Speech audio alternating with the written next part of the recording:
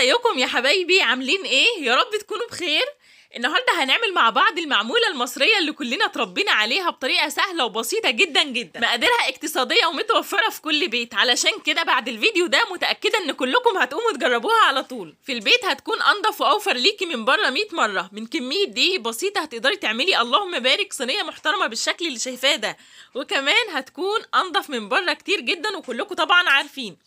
يلا على طول نسمي الله ونبدأ في الوصفة بتاعتنا. بس الأول يا ريت طبعا ما تنسوش اللايك للفيديو والاشتراك في القناة لو لسه لأول مرة بتشوفوا قناتي وحابين يوصلكم إشعارات بكل الأفكار والوصفات اللي بنزلها يوميا. مبدئيا كده أنا هقول لكم المقادير بالكوباية بس نركز مع بعض. أنا أول حاجة معايا زي ما انتم شايفين نص كيلو من الدقيق الأبيض متعدد الاستخدامات، عليه كوباية مية فترة، كوباية سمنة على زيت، و3 معالق من السكر، وباكت أو معلقة كبيرة ممسوحة من الخميرة الفورية، وذرة ملح. دي المقادير بتاعتنا. طيب لو عايزة أعمل بالكوباية أعمل إيه؟ هقولك دلوقتي. أول حاجة هنعاير نص كيلو الدقيق اللي معانا ده مع بعض بنفس الكوباية اللي احنا معايرين بيها المية والسمنة، وهنشوف هو هيعمل كام كوباية. بس طبعا لو انت أيا كانت الكوباية اللي عندك خليها قاعدة عندك، ايا كانت الكوبايه اللي هتستعمليها في عيار الدقيق عايري بيها الميه والسمنه. تمام؟ يبقى انا هنا عايرت الدقيق هيطلع معايا بالظبط 4 كوبايات من الدقيق، عليهم كوبايه واحده من الميه الفتره وكوبايه من السمنه، او ممكن سمنه على زيت او ممكن زيت بس. تمام؟ يبقى ايا كانت الكوبايه اللي عندك هتعايري بيها زي ما قلت السمنه والميه. يبقى ال4 كوبايات دقيق هياخدوا كوبايه ميه وكوبايه سمنه على زيت او كوبايه زيت او كوبايه سمنه. تمام؟ طب عايزه تقللي المقدار عن كده يبقى كل كوبايتين دقيق هياخدوا نص كوبايه ميه فتره، وكمان نص كوبايه سمنه على زيت، وكمان معلقه ونص من السكر، نص معلقه خميره فوريه، وذره ملح. يبقى كده مقاديرنا مظبوطه جدا. تمام؟ بعد ما فضينا الدقيق ونخلناه، طبعا ضروري جدا ان احنا ننخله، سواء هتعملي في العجان او على ايديكي. اتبعي الخطوات ورتبي خطواتك زي ما بعمل. جبت بوله فاضيه نزلت فيها بذره الملح، وهبتدي اضيف السمنه، وهبس الدقيق بتاعي بالسمنه بالشكل اللي شايفينه ده. يا دوب كده هنشرب الدقيق بتاعنا السمنه ونبسه على ايدينا زي ما بنعمل الكحك والبسكوت والحاجات دي. بعد كده هنضيف الميه بتاعتنا بالتدريج، وضروري تكون الميه فتره ما تكونش سخنه علشان ما تبوظش الخميره بتاعتنا. بعد ما بسيت الدقيق هبتدي انزل بباكت الخميره الفوريه او معلقه كبيره ممسوحه من الخميره الفوريه، وكمان هنضيف 3 معالق من السكر الابيض الناعم بالشكل ده. هننزل بالميه بتاعتنا شويه شويه. عامه ال4 كوبايات دقيق هيحتاجوا كوبايه الميه دي، مش هيحتاجوا اكتر من كده. هنعجنهم عادي جدا زي ما بنعجن اي عجينه تانية. تمام؟ دي طبعا المعمولة المصرية بتاعتنا الشهيرة، وطعمها طبعا خطير جدا جدا. ركزوا كل التفاصيل هتشوفوها معايا. بنفضل نعجن فيها شوية محترمين بالشكل ده. طبعا انا هنزل بيها على الارض علشان اعجنها كويس وتلم معايا. خلاص كده خدت كل كوباية المية اللي معانا. ده شكلها بعد ما عجناها، لمت كويس جدا، وطبعا اخدت كوباية المية كاملة زي ما اتفقنا. هنبتدي بقى نلمها ونحطها في البوله، نغطي عليها بستريتش راب او ممكن بكيس تلاجة عادي، وبعدين بفوطه. والجو ساقعه فهنحطها في مكان دافي زي مثلا فرن البوتاجاز وهو مطفي. بس ضروري نغطيها بكذا حاجه. هتقعد معانا نص ساعه مثلا. المهم هنسيبها لحد لما حجمها يتضاعف. ودلوقتي تعالوا نجهز الشربات اللي هنسقي بيه المعموله. مكوناته ايه؟ كوبايه الا ربع من الميه، عليها كوبايه ونص من السكر، وعصير نص ليمونه. يعني كل كوبايتين سكر بياخدوا كوبايه ميه، يبقى كوبايه ونص سكر هياخدوا كوبايه الا ربع من الميه وعصير نص ليمونه. ضفنا السكر ونزلنا عليه بالميه، هنرفعه على النار لحد لما يبتدي يغلي. مع اول غلوه هننزل بعصير النص ليمونه. طبعا يفضل ان احنا نعمل الشربات بتاع المعموله قبل ما نبدا في عجنها اصلا، لان المعموله الطريقه الصح ليها انها تكون سخنه والشربات بتاعها بارد، فعلشان يلحق الشربات يبرد. بعد ما غلي غلوه على النار نزلت بعصير نص ليمونه وهسيبه 3 دقايق وهرفعه. الحشوه بقى اللي هنحشي بيها المعموله بتاعتنا عباره عن ايه؟ مقاديرها سهله جدا. كوبايه من دقيق السميد، على كوبايه سكر، و3 معالق ونص من القرفه، وربع كوبايه ميه هنحتاج منها معلقتين 3. ركزوا معايا وهتشوفوا بالظبط. هنجيب بوله فاضيه هننزل فيها بكوبايه من دقيق السميد، هنضيف كمان كوبايه من السكر الابيض الناعم، و3 معالق ونص من القرفه. هنبتدي نقلبهم في بعض كويس جدا لحد لما يمتزجوا ببعض. ملحوظة مهمة، يفضل ان الكوباية اللي انت عايرتي بيها الدقيق والمية والسمنة علشان تعملي عجينة المعمولة تكون هي نفس الكوباية اللي هتعايري بيها دقيق السميد والسكر علشان تعملي الحشوة.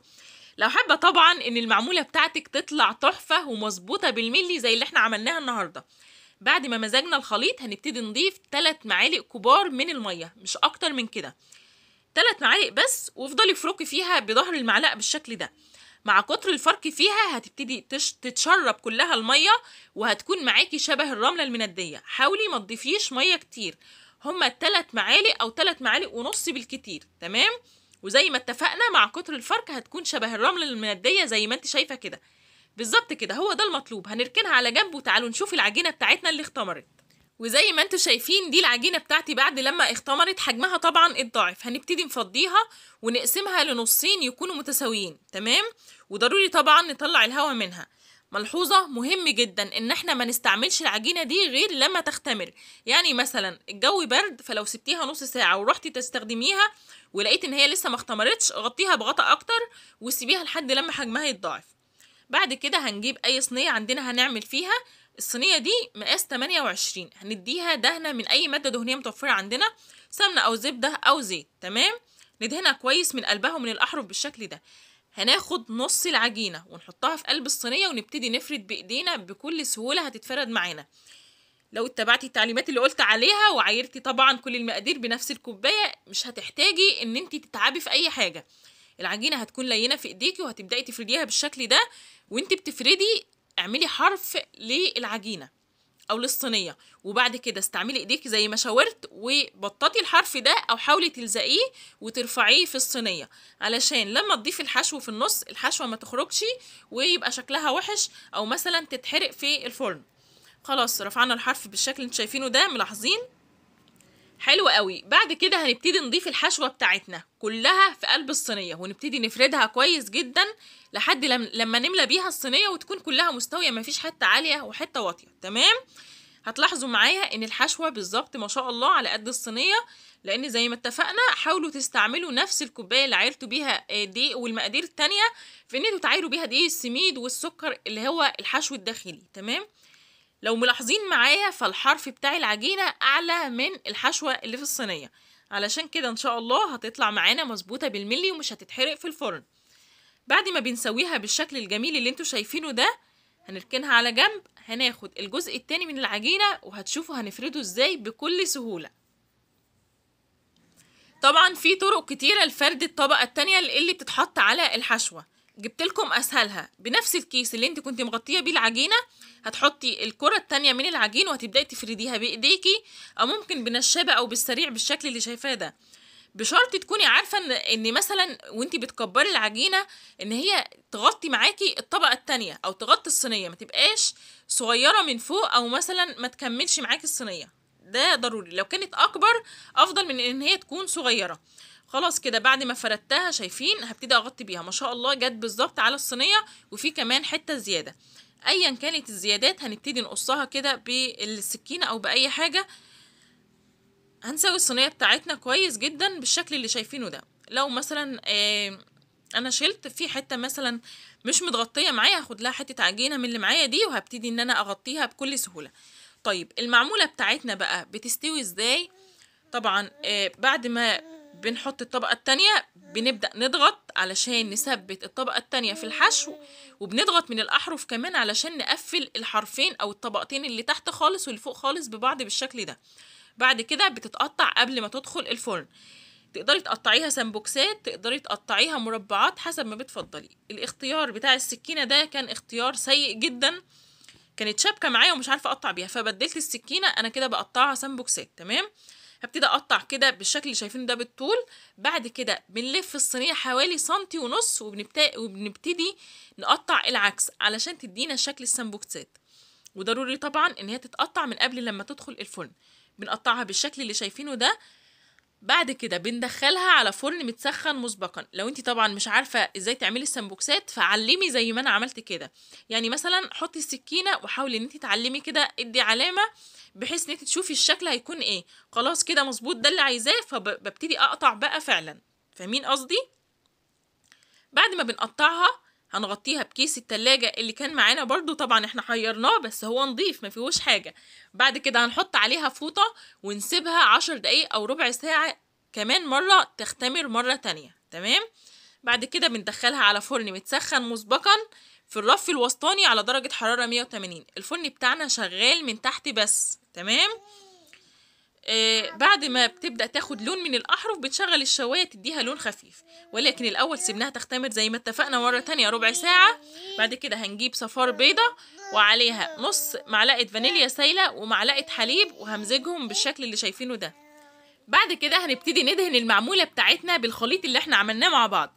طيب ولنفرض مثلا ان في حد مش بيحب صفار البيض، مفيش مشكله، هتقدري تجيبي معلقه حليب او معلقتين وبالفرشه هتبداي تدهني وش المعموله بالشكل ده. بعد ما بتدهنيها كلها بالخليط بتاعنا، لو متوفر عندك سمسم هترشي على وشها سمسم من فوق، وده طبعا لو حباها تكون شبه الجاهزه بالظبط. لو مفيش خلاص مفيش مشكله، تقدري تستغني عن السمسم. وطبعا بالنسبه للتسويه فاحنا قلنا انها بتدخل على فرن متسخن مسبقا في الرف الوسطاني على درجه حراره 180، فرن متشغل من تحت بس في الاول. بتقعد تقريبا 10 دقايق او ربع ساعه. اول ما تبدا تاخد لون من الاحرف بتشغلي عليها الشوايه تاخد لون خفيف، مع ملاحظه ان انت كل شويه بتلف الصينيه علشان اللون يكون موحد من بره او من فوق. اول لما بتطلع بتعيدي عليها تقطيع، وعلى طول وهي سخنه بتنزلي بالشربات البارد بتاعك كله بالشكل ده. بعد شويه هتبدا تشرب الشربات لانها سخنه، هتشرب كل كميه الشربات ما تقلقيش. شكلها يشهي جدا جدا ويفتح النفس، وريحتها في البيت مش عايزه اقول لكم خطيره جدا جدا، وطعمها ما شاء الله تحفه جدا جدا، والحشوه فيها بجد هايله. اتمنى منكم لو عجبتكم الوصفه بتاعتي ما تنسوش اللايك، حطوا لايكات كتير علشان الفيديو يترفع وكل حبايبنا يقدروا يشوفوا الوصفه المميزه دي. ويا ريت اللي بيشوفني لاول مره ينزل حالا يشرفني بالاشتراك، هتلاقوا كلمه اشتراك مكتوبه باللون الاحمر تحت الفيديو، اضغطوا عليها وفعلوا زر الجرس اللي جنبها على الكل علشان يوصلكم اشعار بكل الافكار والوصفات اللي بنزلها يوميا اول باول. شيروا الفيديو لو حابين، ولو في اي سؤال اكتبوهولي في الكومنتات باذن الله هرد عليكم ان شاء الله. اشوفكم في فيديو جديد ووصفه جديده، مع السلامه.